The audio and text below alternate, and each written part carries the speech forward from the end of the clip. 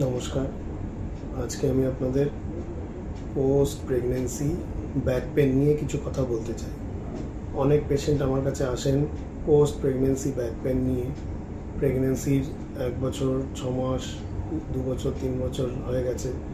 তারা আসছেন কোমরে ব্যথা নিয়ে এবং বলছেন কোমরে আমাদের সিজারে বাচ্চা হয়েছে, তার জন্য তারপর থেকে আমার কোমরে ব্যথা আছে।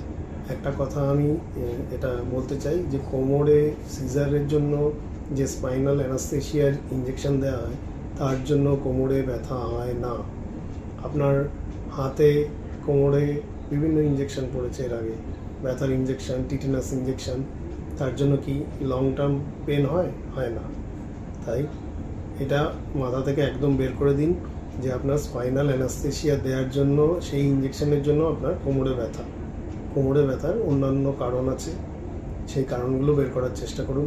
মেনলি হলো ল্যাক অফ এক্সারসাইজ প্রেগনেন্সি পিরিয়ডে, বেবি হওয়ার পর, তার সাথে ব্যাড পোস্চারে ব্রেস্ট ফিডিং করানো, lack of nutrition, lack of exercise, এটাই কারণ হলো আপনার ব্যাক পেনের।